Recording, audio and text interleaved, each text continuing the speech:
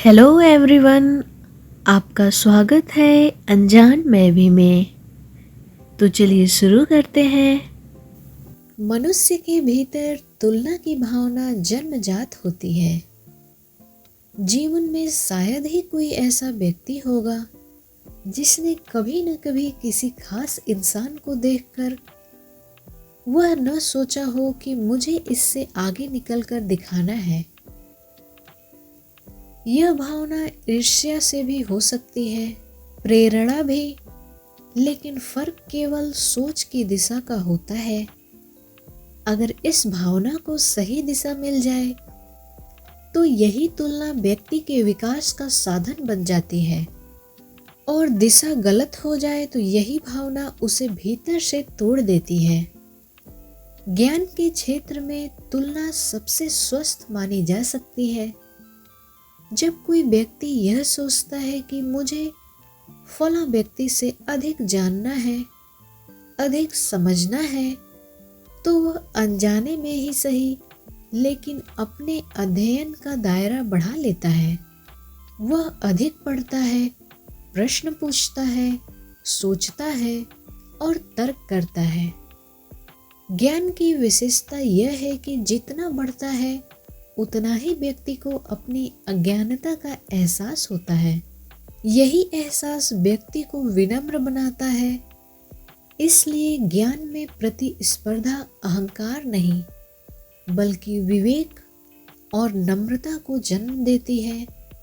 ज्ञान में आगे बढ़ने वाला व्यक्ति दूसरों को नीचा नहीं दिखाता बल्कि स्वयं को और बेहतर बनाने में लगा रहता है। शारीरिक क्षमता के संदर्भ में तुलना भी कई बार सकारात्मक परिणाम देती है। अगर कोई व्यक्ति किसी से अधिक मजबूत, स्वस्थ या चुस्त बनने की इच्छा रखता है तो वह अपनी दिनचर्या सुधारता है। वह भोजन पर ध्यान देता है, अनुशासन सीखता है और आलस्य से बाहर निकलता है।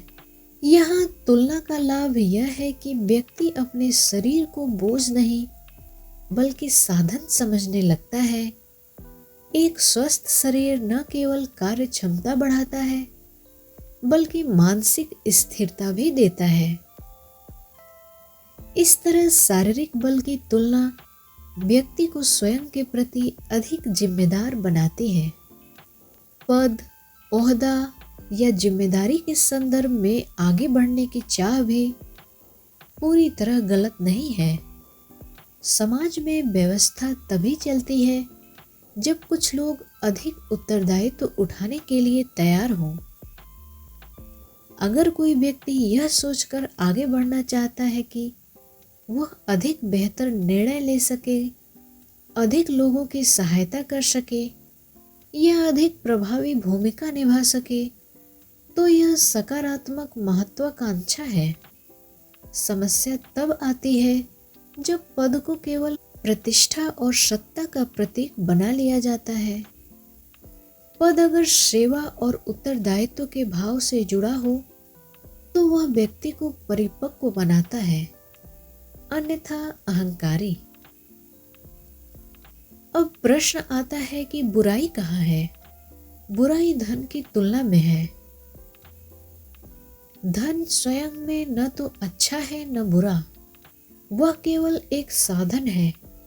मगर जब धन साधन न रहकर लक्ष्य बन जाता है तब समस्या शुरू होती है।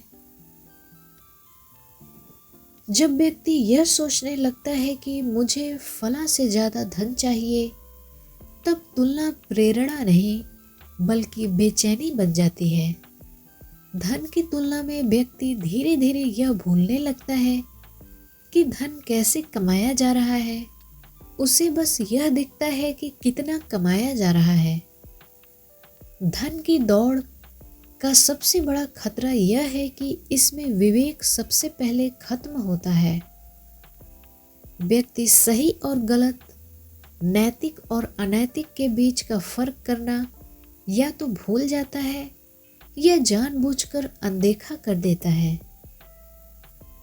मेहनत से धन कमाने में समय लगता है जबकि लालच जल्दी परिणाम चाहता है। इसी जल्दी में व्यक्ति संक्षिप्त रास्ता अपनाता है और यही उसे गलत रास्तों की ओर ले जाता है।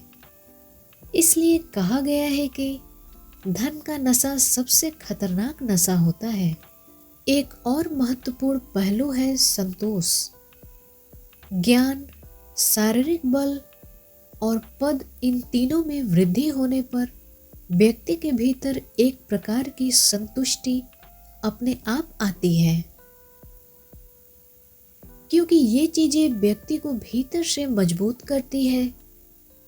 इसके विपरीत धन बढ़ने के साथ अगर विवेक और मूल्य न जुड़े तो संतोष नहीं बल्कि लालच बढ़ता है। जितना धन आता है उतना ही और अधिक पाने की चाह पैदा होती है। यह चाह कभी खत्म नहीं होती क्योंकि इसकी कोई सीमा नहीं होती। यहाँ एक बात और जोड़ना आवश्यक है कि तुलना किससे की जा रही है। तुलना दूसरों से है तो अक्सर ईर्ष्या और असंतोष जन्म लेते हैं। लेकिन अगर तुलना अपने बीते हुए स्वयं से है कि मैं कल से आज बेहतर क्या कर पाया, तो यही तुलना आत्मविकास का सबसे मजबूत आधार बनती है। बाहरी तुलना व्यक्ति को बेचैन करती है, जबकि आत्म तुलना व्यक्ति को संतुलित रखती है। इसके साथ साथ जीवन में ठहराव का महत्व भी समझना जरूरी है। केवल आगे बढ़ते रहना ही सफलता नहीं है। कभी कभी रुककर यह देखना भी आवश्यक है कि जो है वह क्यों है और कितना पर्याप्त है। निरंतर तुलना में जीने वाला व्यक्ति वर्तमान का आनंद खो देता है। वह हमेशा भविष्य में जीता है और वर्तमान को बोझ समझने लगता है। तुलना अपने आप में न अच्छी है न बुरी। उसकी दिशा तय करती है कि वह व्यक्ति को ऊपर उठाएगी या गिराएगी। ज्ञान, बल और पद में आगे बढ़ने की चाह व्यक्ति को अधिक संवेदनशील, अधिक जिम्मेदार और अधिक मानवीय बनाती है, तो वह सराहनीय है। धन की चाह विवेक, नैतिकता और संतोष के साथ संतुलित हो तभी वह जीवन को सुखद बनाती है। तुलना से भागना संभव नहीं और न ही आवश्यकता है तुलना की दिशा तय करने की। ज्ञान में तुलना करना चाहिए ताकि दृष्टि विस्तृत हो। शक्ति में तुलना करना चाहिए ताकि जीवन अनुशासित हो। पद में तुलना किया जाए ताकि उत्तरदायित्व निभाने की क्षमता बढ़े।